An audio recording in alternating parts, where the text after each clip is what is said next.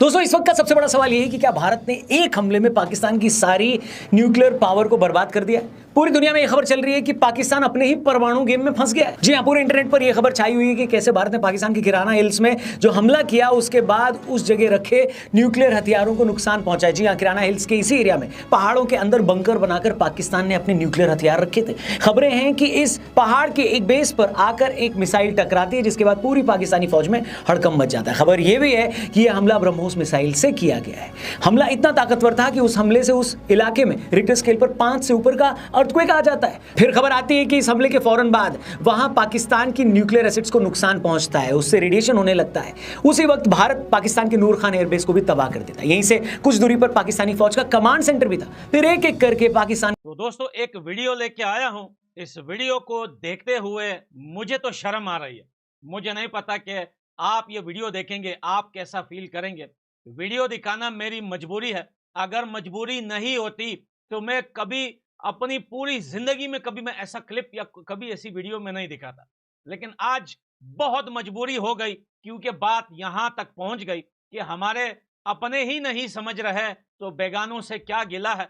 अपनों को समझा समझा कर हम इतना तग चुके हैं कि अब तो भाई बेगाने हमारे ऊपर हंस रहे हैं कि भाई कितना भौंकोगे, कितना चिल्लाओगे, जब कोई तुम्हारी बात सुनता ही नहीं है तो भाई बेकार में भौंकना बंद कर दो। वाकई में अब ऐसा लग रहा है कि भाई हम बेकार में चिल्ला रहे हैं, यानी कि हमारी मेहनत। झंडे में चांद होना और चांद पर झंडा लगा होना, इनमें गुरु औकात औकात का फर्क है।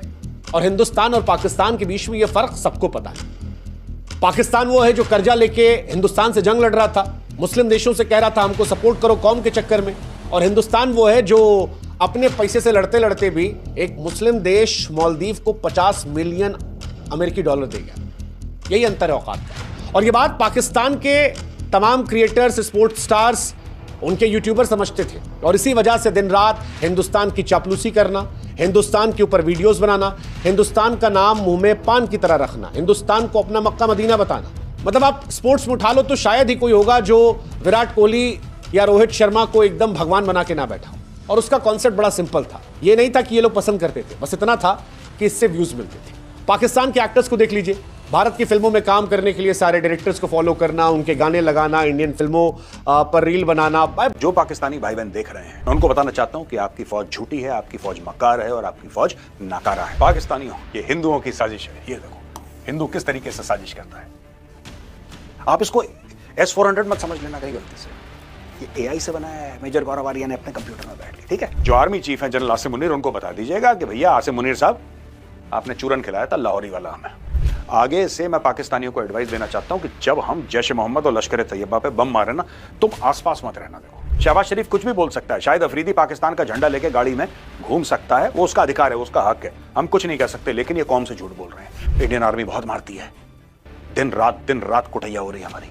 ठीक है, अब पहले बड़ा भाई भागा, अब छोटा भाई भागा है। बेटा अगली बार तुमने कुछ गड़बड़ करी तो इतने ब्रह्मोस मारेंगे, इतने ब्रह्मोस मारेंगे, इतने ब्रह्मोस मारेंगे कि तुम कंफ्यूज हो जाओ। देश की 2 बेटियों ने समझाया है और अगर वो नहीं माना तो फिर बेटों को भी मैदान में आना पड़ेगा। वो ये बहुत ही अच्छी है और ज़्यादा सख्ताई से होनी चाहिए और सख्ताई से होनी चाहिए। इस बारे में पाकिस्तान को मुंह तोड़ जवाब देना चाहिए और दिया है और आगे भी देना। ये जो है ना, यहाँ पे जो ये कदम बढ़ाया है, ये बहुत अच्छा बढ़ाया है मोदी साहब ने, और इससे भी अच्छा और भी बढ़ेगा।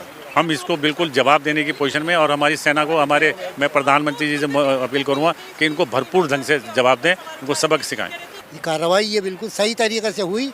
असल में ये होना भी था क्योंकि हमें बताना है कि भाई हम कोई छोटे मोटे लोग नहीं, दुनिया के बड़ी ताकतों में 5वां नंबर है हमारा। तो तुम हमारे घर में घुस के कुछ भी कर लोगे, कैसे कर सकते हो तुम? सब क्या नाम है आपका? अनीक अहमद। क्या कहना चाहेंगे? कहना यही, गनमैन निकला था, किसी ने उसके ऊपर कोई रिएक्शन जाहिर नहीं किया, किसी ने मतलब माइंड भी नहीं किया कि यार ये अननोन गनमैन आता है और उड़ा के चला जाता है।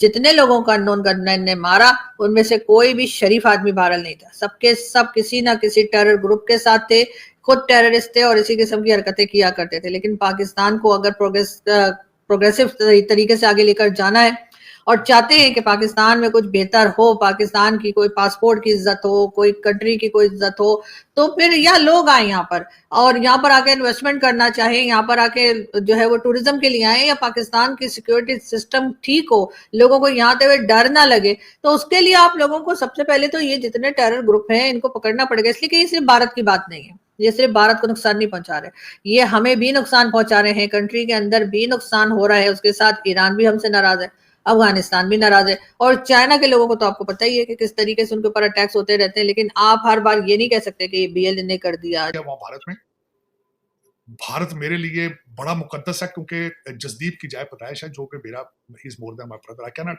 Even think bad about it. लेकिन इनसे क्या गिला है कि जब हमारे घर में कई सांप फैल रहे हैं, जो आज कहते हैं कि ये जंग आर्मी हार गई है, एयरफोर्स जीती है, और फिर कहते हैं ये जो जहाज हैं ये मुर्शद पाक ने लेकर दिए थे।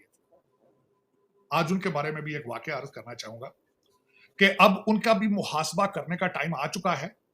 चीमा साहब, अगर भारत में देखा जाए तो भारत पे 2 बादशाह थे जिन्होंने पूरे भारत पे हुकूमत की थी। चीमा साहब, ये मैंने आज वाकया जावेद चौधरी साहब के जबानी सुना है। एक अकबर था बादशाह और दूसरा औरंगजेब आलमगीर था, और 40 साल वो मुसलसल हालते जंग में रहा था। उसका एक लड़का था, जानशीन था, उसका नाम मोहम्मद अकबर था, और उसने उसको जब पूरा जवान था तो एक दफा उसने कहा कि तुम यहां से बहुत दूर एक किला है वहां चले जाओ और वहीं तुम्हारी स्टेट है, मुझे जब जरूरत होगी तुम्हें बुला लूंगा। तो बाद में उस लड़के ने